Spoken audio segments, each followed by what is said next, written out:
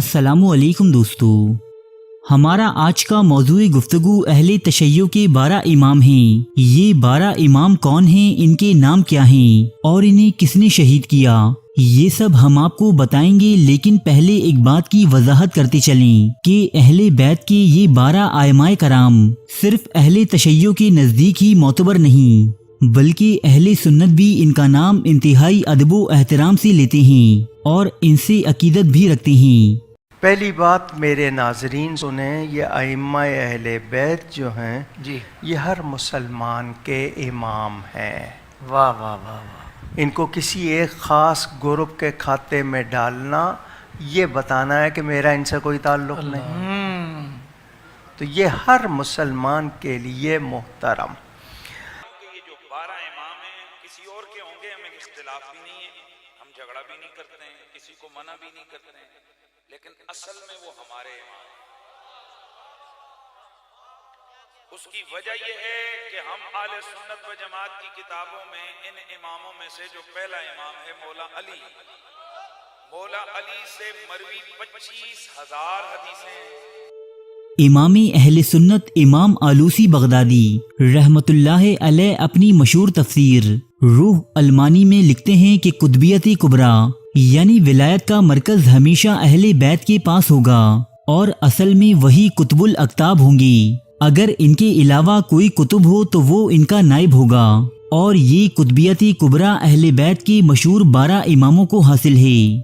تفسیر روح المانی صفحہ 383۔ ان 12 ائمہ اہل بیت کے نام اور ان کے احوال شہادت کچھ یوں بیان کیے جاتے ہیں۔ نمبر 1، امام علی بن ابی طالب رضی اللہ تعالی عنہ۔ تمام اہل تشیع فرقوں کے نزدیک حضرت علی پہلے امام اور پیغمبر اسلام حضرت محمد صلی اللہ علیہ وآلہ وسلم کی حقیقی وارث اور جانشین ہیں، جبکہ اہل سنت کے نزدیک انہیں خلیفہ چہارم کا درجہ حاصل ہے۔ حضرت علی رضی اللہ تعالی عنہ کو ابن ملجم نامی ایک خارجی نے کوفہ میں ایک زہر آلود تلوار کے وار کے ذریعے شہید کر دیا تھا۔ حضرت علی کے مزار کے حوالے سے مختلف آراء پائی جاتی ہیں، جن میں سب سے زیادہ مقبولیت عراق کے شہر نجف میں قائم مسجد امام علی کو حاصل ہے۔ نمبر 2، حضرت امام حسن رضی اللہ تعالی عنہ۔ آپ حضرت محمد صلی اللہ علیہ وآلہ وسلم کی بیٹی فاطمہ زہرا کے بیٹے اور حضور پاک صلی اللہ علیہ وآلہ وسلم کے سب سے بڑے نواسے تھے۔ امام حسن حضرت علی رضی اللہ تعالی عنہ کے بعد عوام الناس کی اتفاقی رائے سے کوفہ میں مسند خلافت پر بیٹھے۔ آپ 7 مہینوں تک خلافت کے عہدے پر فائز رہے۔ اس کے بعد حضرت امام حسن نے ایک معاہدے کے تحت خلافت امیر معاویہ رضی اللہ تعالی عنہ کے سپرد کر دی تھی۔ مختلف روایات کے مطابق انہیں ان کی بیوی نے مدینہ منورہ میں زہر دے کر شہید کر دیا تھا۔ آپ کی جائے مدفن جنت البقیع شہر مدینہ میں موجود ہے۔ نمبر 3، حضرت امام حسین رضی اللہ تعالی عنہ۔ آپ پیغمبر اسلام حضرت محمد صلی اللہ علیہ وآلہ وسلم کے نواسے حضرت علی کرم اللہ وجہہ کے بیٹے اور حضرت امام حسن رضی اللہ تعالی عنہ کے چھوٹے بھائی تھے۔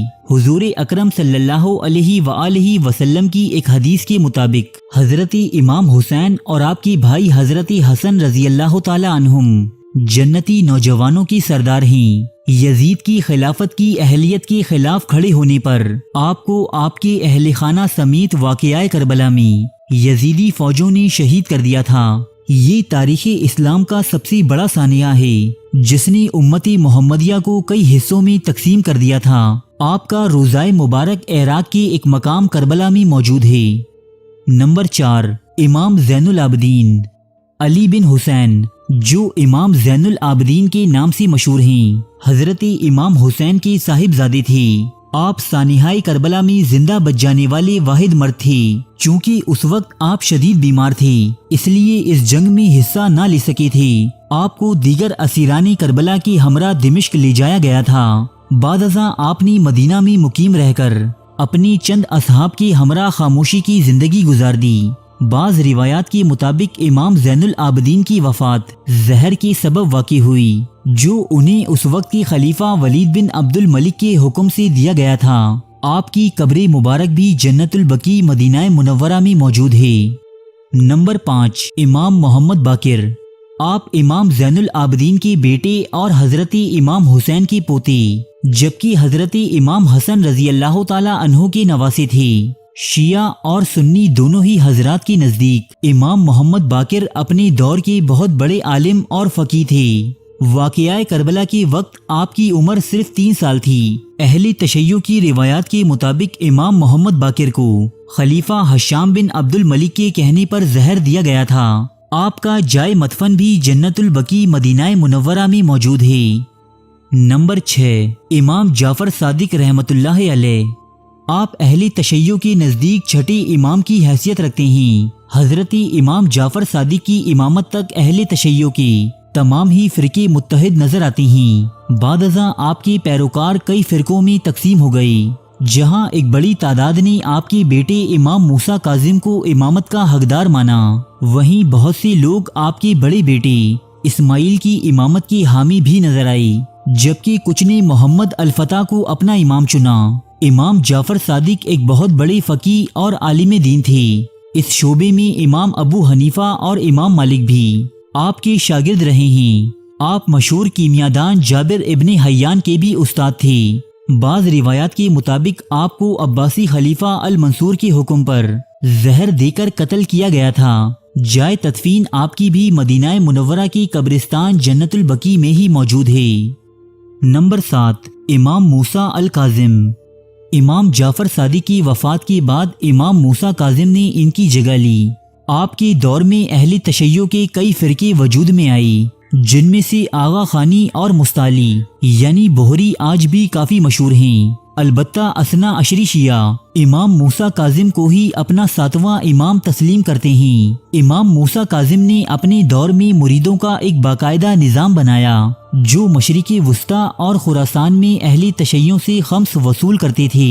عباسی خلیفہ ہارون الرشید نے آپ کو بغداد میں پابند سلاسل کیا، اور اسی طویل قید کے دوران آپ کا انتقال بھی ہوا۔ آپ کا مزار عراق کے ایک قصبے کاظمین میں واقع ہے۔ نمبر 8، امام علی رضا۔ امام علی رضا اہل تشیع کے نزدیک 8ویں امام کا درجہ رکھتے ہیں۔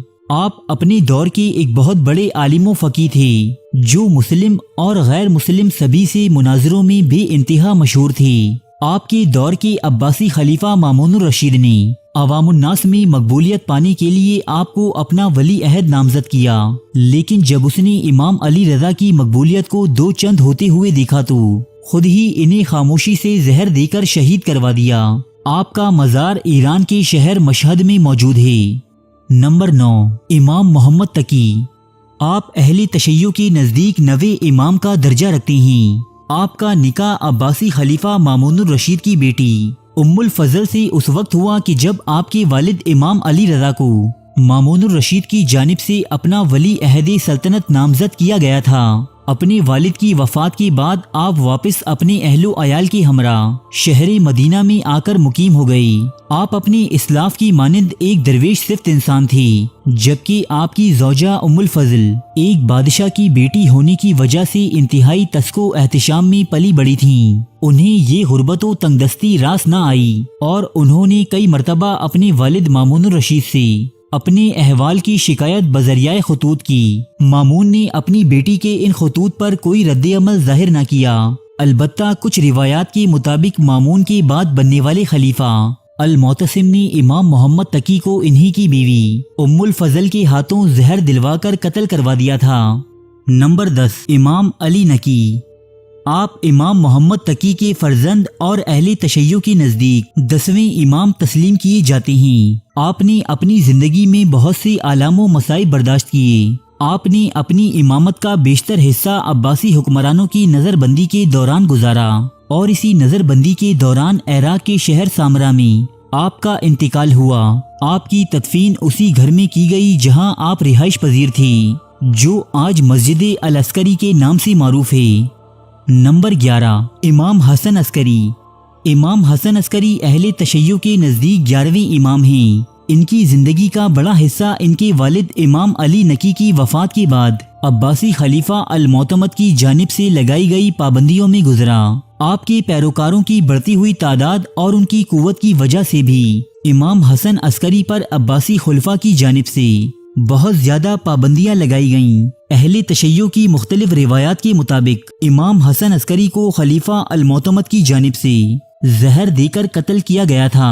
آپ کا مزار بھی آپ کے والد کے ساتھ ہی العسکری مسجد میں واقع ہے۔ نمبر 12، امام محمد بن حسن۔ اہل تشیع کے نزدیک 12ویں امام محمد بن حسن ہیں، جنہیں اہل تشیع امام مہدی علیہ السلام بھی کہتے ہیں۔ دوستو، یہاں اہل سنت اور اہل تشیع میں کچھ اختلاف پایا جاتا ہے۔ اہل سنت کے مطابق حضرت امام مہدی حضور اکرم صلی اللہ علیہ وآلہ وسلم کی بیٹی فاطمہ زہرا اور حضرت علی کرم اللہ وجہہ کی نسل سے ہوں گے، لیکن اہل سنت کے مطابق وہ اب تک پیدا نہیں ہوئے ہیں، اور پیدا ہونے کے بعد وہ حضرت عیسیٰ علیہ السلام کے ساتھ مل کر کفار و مشرکین سے جنگ کریں گے۔